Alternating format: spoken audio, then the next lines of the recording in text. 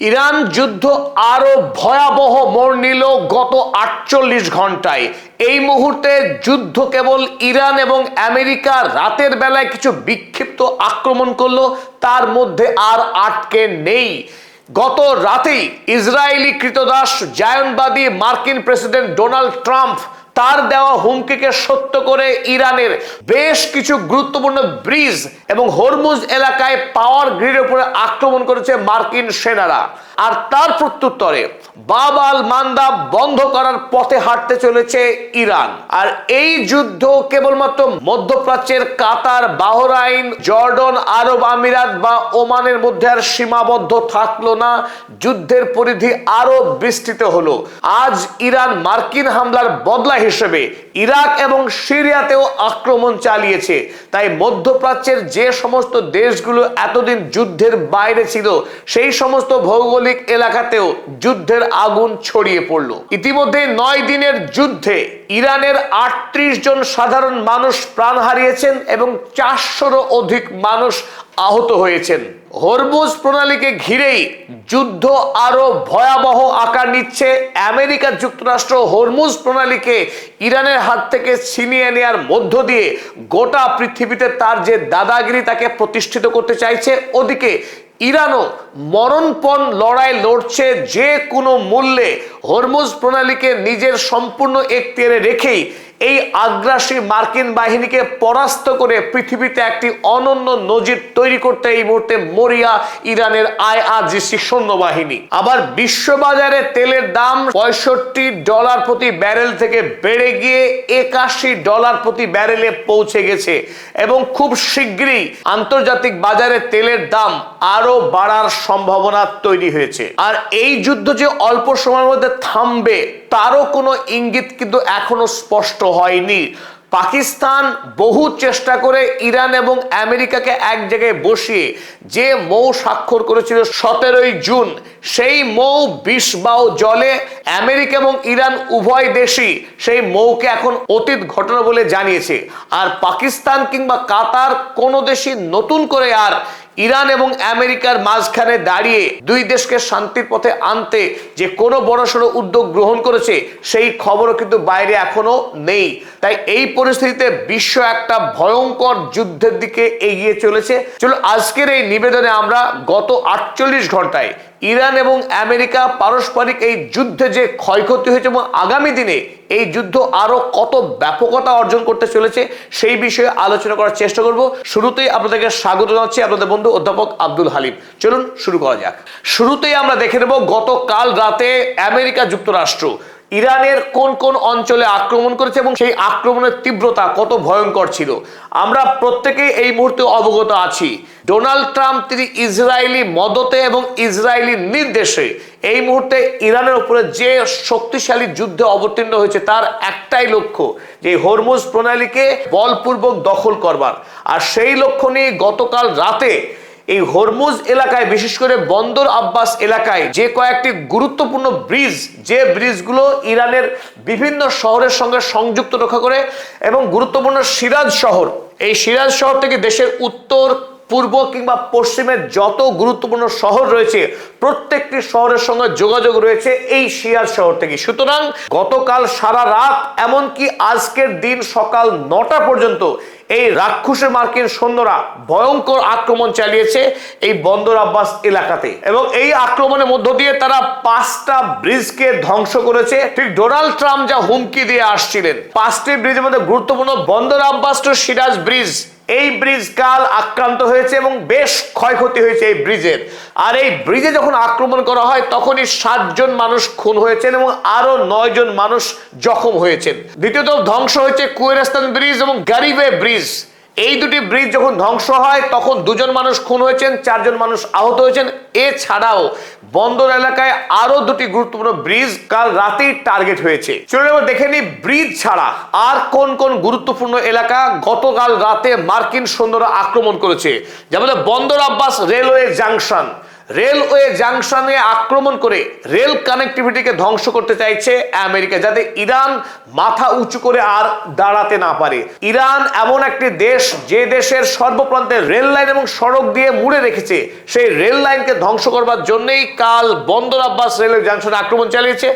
আক্রমণ করা হয়েছে চাবাহার পোর্ট কন্ট্রোল টাওয়ার, যে টাওয়ার থেকে এই চাবাহার বন্দরকে নিয়ন্ত্রণের কাজ করা হয়, এবং দৃষ্টিনন্দন এই টাওয়ারে আক্রমণ হয়েছে।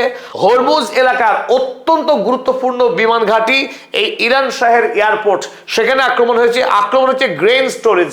মার্কিন রাষ্ট্রপতি এবং মার্কিন সেনা তারা কত বড় পৈশাচিক, সেই পৈশাচিকতার প্রমাণ দিয়েছে। তারা খাদ্য মজুদ ঘর, সেই মজুদ ঘরে আক্রমণ করেছে এবং বড় অঙ্কের ফসলকে নষ্ট করেছে এই লক্ষ্য নিয়ে, যাতে করে আগামী দিনে ইরানে অনাহার এবং দুর্ভিক্ষ নামে, আর সেই সুযোগ যাতে ইরানকে দখল করা যায়। আক্রমণ করা হয়েছে মিনারেল ওয়াটার ফ্যাক্টরিতে। ইরানে পরিশোধিত জলের যে কারখানা, সেই জলের কারখানাতেও আক্রমণ করেছে এই মার্কিন সৈন্যরা। তাহলে লক্ষ্য যোগাযোগ ব্যবস্থা, লক্ষ্য জলের কারখানা, লক্ষ্য হচ্ছে ফসলের গোডাউন, সব মিলিয়ে ইরানের সাধারণ মানুষকে নির্যাতন করার এক জঘন্য উদ্যোগ গ্রহণ করেছে মার্কিন সেনারা। এবং এই যুদ্ধ একদিকে বেআইনি, অপরদিকে মানব অধিকার লঙ্ঘন, আন্তর্জাতিক আইন লঙ্ঘন, সমস্ত রকম অপরাধ করে চলেছে মার্কিন সেনারা এই ঘৃণ্য যুদ্ধের মধ্য দিয়ে। এবার দ্বিতীয় গুরুত্বপূর্ণ যে টার্গেট ডোনাল্ড ট্রাম্পের, ইরানের বিদ্যুৎ সংযোগকে বিচ্ছিন্ন ঘটিয়ে গোটা ইরানে আধার নামিয়ে আনা, আর সেই কাজ করার হুমকি তিনি দিচ্ছিলেন এতদিন ধরে। গত রাতে সেই কুকর্ম করেছেন ডোনাল্ড ট্রাম্প। বন্দর আব্বাস হরমুজগাউন প্রভিন্সের বেশ কিছু এলাকায় পাওয়ার গ্রিডের উপরে আক্রমণ করেছে এবং অনেকটা বড় এলাকা জুড়ে গত রাতেই আধার নেমে আসে। যদিও সকাল হতে হতেই বেশ কিছু এলাকায় ইরানের বিদ্যুৎ কর্মীরা বিদ্যুৎ গতিতেই তার মেরামত করেছে, কিন্তু আজ ইরান সরকারের পক্ষে এই হরমুজ প্রভিন্স এলাকার মানুষকে পরিমিত বিদ্যুৎ ব্যবহারের অনুরোধ করা হয়েছে, এবং যে সমস্ত এলাকায় বিদ্যুৎ সংযোগ ফিরিয়ে আনা যায়নি সেই সমস্ত এলাকায় জোর কদমে কাজ চলছে। কিন্তু এই আক্রমণ করবার পরই ইরানের সরকার আরো নড়ে চড়ে বসেছে এবং তারা ইতিমধ্যেই ইয়েমেনের হুথি গ্রুপকে সর্বপ্রকার ব্যবস্থা গ্রহণ করতে বলেছে, যাতে ইরানের নির্দেশ পাওয়া মাত্রই এই হুথি যেন বাব আল মান্দাবকে বন্ধ করে দিতে পারে। একদিকে আইআরজিসি হরমুজ প্রণালীকে সম্পূর্ণরূপে বন্ধ করে রেখেছে বেশ কয়েকদিন যাবত, আর তাতে নতুন করে যদি বাব আল মান্দাব, আপনারা এই ম্যাপে দেখতে পাচ্ছেন এদিকে ইয়েমেন আর এদিকে আফ্রিকার জিবুতি, এশিয়া এবং আফ্রিকার মাঝে একটা সংকীর্ণ প্রণালী আছে, যে প্রণালীর নাম বাব আল মান্দাব। বাব আল মান্দাব হলো 25 কিলোমিটারের সংকীর্ণ একটা জলপথ। ইতিমধ্যেই বন্ধ হয়ে রয়েছে হরমুজ প্রণালী। এই হরমুজ প্রণালী বন্ধ রয়েছে আর বন্ধ হতে যাচ্ছে বাব আল মান্দাব। আর বাব আল মান্দাব যদি বন্ধ হয়, তার সঙ্গে অবশ্যই বন্ধ হয়ে যাবে সুয়েজ ক্যানেল।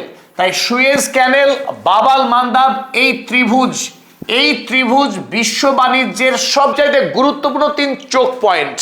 যদি একসাথে এই 3 জলপথ বন্ধ হয়ে যায়, গোটা পৃথিবীর বাণিজ্য বন্ধ হয়ে যাবে, থমকে দাঁড়াবে। কারণ আমরা আগের ভিডিওতে আপনাদের দেখিয়েছিলাম এই 3 গুরুত্বপূর্ণ চোখ পয়েন্টেই 30%-এরও অধিক বাণিজ্য হয়। আর যদি আমরা জ্বালানির কথা বলি, বিশ্বের যত জ্বালানি পরিবহন হয় তার 20% জ্বালানি পরিবহন হয় হরমুজ দিয়ে, আর বাব আল মান্দাব দিয়ে 7% জ্বালানি পরিবহন হয়। তাই 30%-এর কাছাকাছি বিশ্বের জ্বালানি পরিবহন হয় এই 3 জলপথ দিয়েই।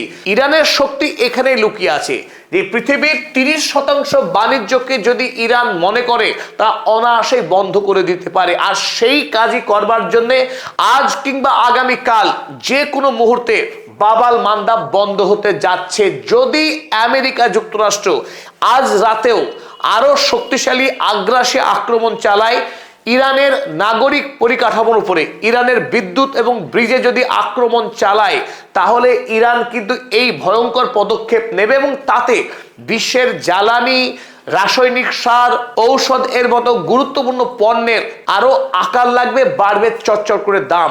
তাই গোটা পৃথিবী একটা ভয়ঙ্কর আশঙ্কার মধ্য দিয়ে আরো বিপদের দিকে এগিয়ে যাচ্ছে। এই মুহূর্তে যেটা সবচাইতে বেশি চর্চা হচ্ছে আমেরিকা যুক্তরাষ্ট্রের নৃশংসতা এবং পাশবিকতা। আমেরিকা যুক্তরাষ্ট্র ইসরায়েল এরা পৃথিবীর ইতিহাসে যেটা সবচাইতে জঘন্য কাজ, সেই ঘৃণ্যতম কাজটাকেও অনায়াসেই করতে পারে।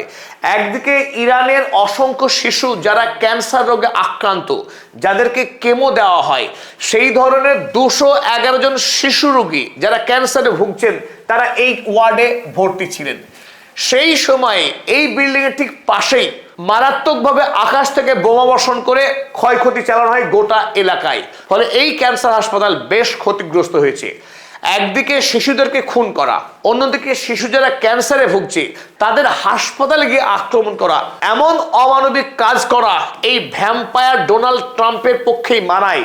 স্বাভাবিকভাবে এই মুহূর্তে গোটা পৃথিবীর যত মানবাধিকার সংগঠন রয়েছে তারা চিৎকার করছে এই ভ্যাম্পায়ার ডোনাল্ড ট্রাম্পকে তার এই অপকর্মের জন্যে।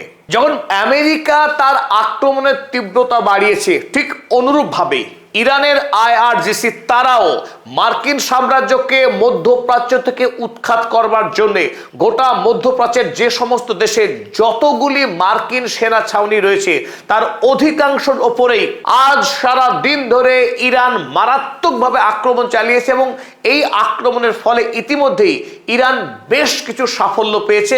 আমেরিকার যে সামরিক শক্তি তার বিশাল পরিমাণ মোতায়েন রয়েছে কাতার, কুয়েত, বাহরাইন, জর্ডনের মতো দেশগুলিতে। আর এই সমস্ত দেশগুলির মার্কিন ঘাঁটিগুলোকে তাক করে সারাদিন আজ ইরান মিসাইল এবং ড্রোন হামলা চালিয়েছে দফায় দফায়। কুয়েতে যে আক্রমণগুলো হয়েছে তার মধ্যে অন্যতম আজ একটি র্যাডারে আক্রমণ করেছে, যে শক্তিশালী র্যাডার ইরানি আক্রমণ হওয়ার আগে মার্কিন সেনাদের তথ্য দেওয়া যে র্যাডার, সেই র্যাডারকে উড়িয়ে দিয়েছে আজ। এবং আমেরিকার দুটি শক্তিশালী রকেট লঞ্চার, সেই রকেট লঞ্চারকে ধ্বংস করা হয়েছে আইআরজিসির পক্ষে এবং আক্রমণ চালানো হয়েছে দুটি গোডাউনে যেখানে বিপুল পরিমাণের অস্ত্র মোতায়েন করে রেখেছিল মার্কিন সেনারা। এবং খুবই ইন্টারেস্টিংলি প্রথমবারের মতো আজ ইরানের আইআরজিসি কুয়েতের একটি জল প্ল্যান্টে আক্রমণ চালিয়েছে, ডিস্যালিনেশন প্ল্যান্ট, অর্থাৎ এই মরুভূমির দেশগুলিতে সমুদ্রের জলকে লবণ মুক্ত করে মানুষের পানের উপযুক্ত করা হয়, যাকে ডিস্যালিনেশন প্ল্যান্ট বলা হয়। সেই ডিস্যালিনেশন প্ল্যান্টে প্রথমবারের মতো আক্রমণ করলো ইরান। এর একটাই কারণ, ইরান আই ফর আই, চোখের বদলে চোখের নীতি নিয়ে এই যুদ্ধ এখনো পর্যন্ত লড়ে চলেছে। যেহেতু ইরানের মিনারেল ফ্যাক্টরিতে আক্রমণ করা হয়েছে মার্কিন সেনার পক্ষে গত রাতে, তার বদলা হিসেবে কুয়েতের এই জল শোধনাগারে আজ আক্রমণ চালিয়েছে। অন্যদিকে বাহরাইনস মিলিটারি এয়ারপোর্ট শাখিরে আক্রমণ করেছে, শাখির সামরিক ঘাঁটিতে আজ আক্রমণ করেছে আইআরজিসি। আক্রমণ করা হয়েছে 0 point strike on US military helicopters. বাহরাইনের মার্কিন ঘাঁটিতে যেখানে বেশ কয়েকটি হেলিকপ্টার সংরক্ষিত ছিল, সেই হেলিকপ্টারের উপরে আক্রমণ করেছে ইরানি মিসাইল এবং drone. US navy's P-8 maritime surveillance aircraft, মার্কিন নৌসেনার হরমুজ প্রণালীর নজরদারকারী একটি এয়ারক্রাফটকে ধ্বংস করেছে আজ আইআরজিসি। অপরদিকে ওমানেও আক্রমণ চালানো হয়েছে আজ। আর জর্ডনের ক্ষেত্রে আজ ইরানের আইআরজিসি আমেরিকার যুদ্ধ বিমানকে টার্গেট করেছে এবং যুদ্ধ বিমান ধ্বংস করার খবর পাওয়া গেছে। আজ ইরান আবারও কাতারের আল উদেইদ এয়ারবেসে আক্রমণ চালিয়েছে এবং এই আক্রমণে ধ্বংস করেছে র্যাডার এবং যুদ্ধ বিমানে জ্বালানি সরবরাহ করে যে বিমান হয় সেই বিমানেও আক্রমণ করে ধ্বংস করেছে। তাছাড়া আল উদেইদ সেন্টারেরই একটি জেট মেইনটেনেন্স সেন্টার এবং কমান্ড এবং কন্ট্রোল সিস্টেমেও আক্রমণ করা হয়েছে। এই লড়াইয়ের ক্ষেত্রে ইরানের যেটা সীমাবদ্ধতা, আমেরিকা যখন ইরানের সাধারণ জনগণ এবং আস্ত একটা গোটা দেশ, সেই দেশের নাগরিক পরিকাঠামো, হাসপাতাল, স্কুল, কলেজে আক্রমণ চালাচ্ছে, সেখানে ইরানকে আক্রমণ করতে হচ্ছে কেবল বাছাই করে মধ্যপ্রাচ্যের এই দেশগুলোতে অবস্থিত মার্কিন ঘাঁটিগুলোতে। মার্কিন ঘাঁটির যখন আমেরিকার সেনারা, অধিকাংশ সেনা যখন বাংকারে লুকিয়ে আছে, তখন ইরানের আইআরজিসি কেবলমাত্র মার্কিন যে সমস্ত যুদ্ধাস্ত্র, তাদের যে দামি দামি শক্তিশালী যে যুদ্ধাস্ত্র, সেই অস্ত্রগুলোকে টার্গেট করে আক্রমণ চালাচ্ছে এবং সেখানে ইরান কিন্তু বেশ বড়সড় সাফল্য পেয়েছে। ইতিমধ্যে বিভিন্ন রিপোর্টে প্রকাশ হয়েছে আমেরিকার এখনো পর্যন্ত যুদ্ধে 1 ট্রিলিয়নেরও অধিক ক্ষয়ক্ষতি হয়েছে। আর সেই ক্ষতি করতে পেরেছে ইরান। ইরানের কাছে এটাই বড় সাফল্য যে যদিও মার্কিন সৈন্যকে খুব বড় সড় রকমের ধাক্কা দিতে পারেনি ইরান, তবে অর্থনৈতিকভাবে আমেরিকাকে ধাক্কা দেওয়ার কাজে ইরান দারুণ বড় সাফল্য লাভ করেছে। অন্য গুরুত্বপূর্ণ যে দিক আজ ইরানের পক্ষে যেটা করা হয়েছে, এই প্রথম ইরাক এবং সিরিয়া এই দুটি দেশের উপরে আক্রমণ চালিয়েছে ইরান। স্বাভাবিকভাবে প্রশ্ন উঠতে পারে, ইরাক যখন ইরানের সবচাইতে নিকটতম বন্ধু, এমনকি ইরানের প্রয়াত সর্বোচ্চ ধর্মীয় নেতা ইমাম আয়াতুল্লাহ আলী খামেনেইকে গভীরভাবে শ্রদ্ধা জানিয়েছে ইরাকের মানুষ নাজাফ শহরে এবং কারবালা শহরে, তারপরেও ইরান আজ ইরাকে আক্রমণ চালিয়েছে। স্বাভাবিকভাবে আমরা হতচকিত হয়ে যাচ্ছি, কি করে এটা সম্ভব? সম্ভব এই কারণেই, ইরান আজ আক্রমণ চালিয়েছে কুর্দিশ গোষ্ঠীর উপরে, যে কুর্দিশ গোষ্ঠী বিগত বেশ কয়েক বছর ধরেই ইসরায়েলি সৈন্যবাহিনীর সঙ্গে মোসাদের সঙ্গে ঘনিষ্ঠভাবে যুক্ত এবং ইরানের বিরুদ্ধে সমস্ত রকম ষড়যন্ত্রে লিপ্ত। সেই কুর্দিশ গোষ্ঠীর একটি অন্যতম অংশ যার নাম কমলা গোষ্ঠী, সেই কমলা গোষ্ঠীর হেডকোয়ার্টারে আজ আক্রমণ করা হয়েছে ইরানের আইআরজিসির পক্ষে এবং এই আক্রমণে ৮ জন কুর্দিশ যোদ্ধা মারা গিয়েছে। সেই খবর প্রকাশ করেছে কে? ইসরায়েল। ইসরায়েলের দ্য টাইমস অফ ইসরায়েল তারা লিখেছে, Iranian strikes kill 8 Kurdish rebels in Iraq. ইরানি আক্রমণে কুর্দিশ বিদ্রোহী গোষ্ঠীর ৮ জন বিদ্রোহী নিহত হয়েছে। এবং পরিশেষে যে খবর দেব, আজ ইরানের পক্ষে প্রথমবারের মতো আক্রমণ করা হয়েছে সিরিয়াতে। সিরিয়ার আল তান মিলিটারি বেস, এই বেসের উপরে আক্রমণ চালানো, যদিও সিরিয়ার রাষ্ট্রপতি ডোনাল্ড ট্রাম্পের মাই ডিয়ার আর্মি আল সারা, এই আল সারা যিনি অতীতে আল কায়দার 3rd ইন কমান্ড ছিলেন, আল কায়দার একটা সময়ের কুখ্যাত নেতা আল সারা, যিনি এই মুহূর্তে কপাল গুনে সিরিয়ার রাষ্ট্রপ্রধান, সেই সিরিয়ার রাষ্ট্রপ্রধান আল সারাকে ডোনাল্ড ট্রাম্প প্রায়শই ভূয়সী প্রশংসা করেন। সেই আল সারার দেশে এবার ইরান আক্রমণ চালালো এই আল তানফ মিলিটারি বেসে। ইরান সূত্রে প্রকাশ যে এই আল তানফ মিলিটারি বেস থেকেই আমেরিকা ইরানের বিরুদ্ধে নানান রকম ষড়যন্ত্রে লিপ্ত ছিল। যদিও কোনো মার্কিন সেনা এই মুহূর্তে এই সামরিক ঘাঁটিতে থাকে না, তবে এখানকার যে কমিউনিকেশন সিস্টেম, সেই কমিউনিকেশন সিস্টেমের উপরে আমেরিকার অবাধ নিয়ন্ত্রণ রয়েছে। তাই ইরানের পক্ষে এই বেসে যখন আক্রমণ করা হয়েছে, আল সারা কিন্তু পত্রপাঠ অস্বীকার করেছেন। এই কারণে অস্বীকার করেছেন যে দেশের কাছে তাকে জবাবদিহি করতে হবে মার্কিন সেনাকে তার দেশে রাখার জন্য। সুতরাং আমেরিকার সেনার সঙ্গে আল সারার কোনো সম্পর্ক নেই, এটাকে প্রমাণ করবার জন্যই তিনি ইরানের আক্রমণকে রীতিমতো অস্বীকার করেছে। কিন্তু ইরানের যুদ্ধ আরো ব্যাপকতা অর্জন করলো এবং মধ্যপ্রাচ্যের সীমানা ছাড়িয়েও এই যুদ্ধের ভয়াবহতা খুব শীঘ্রই গোটা মানব জাতিকে গ্রাস করবে বলেই আতঙ্ক। কারণ ডোনাল্ড ট্রাম্প তিনি কোনোভাবেই এই যুদ্ধে পরাস্ত হতে চাইছেন না। আগামী নভেম্বর মাসের যে ভোট, সেই নভেম্বর মাসেই ইসরায়েলেও ভোট। একদিকে বেঞ্জামিন নেতানিয়াহু, অন্যদিকে ডোনাল্ড ট্রাম্প, তারা দুজন ভোটের মুখোমুখি হবেন নভেম্বর মাসে। সেই ভোটের আগে ইরান যুদ্ধ শেষ করে জয় নিয়ে ফিরতে চাইছে ডোনাল্ড ট্রাম্প। ওদিকে তিনি যেহেতু কৃতদাস বেঞ্জামিন নেতানিয়াহুর চাপে পড়েই নতুন করে আবার তিনি ইরান যুদ্ধ শুরু করেছেন বলে দাবি করেছে খোদ আমেরিকার উপরাষ্ট্রপতি জেডি ভান্স। তিনি এক বিশেষ সাক্ষাৎকারে জানিয়েছেন যে ইসরায়েলের উচ্চপদস্থ যারা অফিসার, তাদের সঙ্গে এতদিন ধরে আমেরিকার যে জেফ্রি এপস্টিন কুখ্যাত যৌন কেলেঙ্কারিতে অভিযুক্ত যে অপরাধী, তার সঙ্গে ইসরায়েলের অফিসারদের নিরন্তর যোগাযোগ ছিল এবং এবারও নতুন করে যুদ্ধ বাঁধানোর ক্ষেত্রে ইসরায়েলের অবদান সব থেকে বেশি। কারণ ইসরায়েল কোনোভাবেই চায়নি আমেরিকার সঙ্গে ইরানের ডিলটা বেঁচে থাকুক। তাই ডোনাল্ড ট্রাম্প আবারও বেঞ্জামিন নেতানিয়াহুর চাপেই এই যুদ্ধে এসেছেন এবং বেঞ্জামিন নেতানিয়াহুর চাওয়া ইরানকে ধ্বংস করতে হবে আমেরিকাকে। তাই এই যুদ্ধ খুব সহজে শেষ হচ্ছে না এবং আরো ভয়াবহ আকার নিতে পারে, সেটাই এই মুহূর্তের বড় আশঙ্কা। এরই সাথে আমাদের এই আলোচনা আজকের মতো আমরা শেষ করছি। সঙ্গে থাকার জন্য ধন্যবাদ।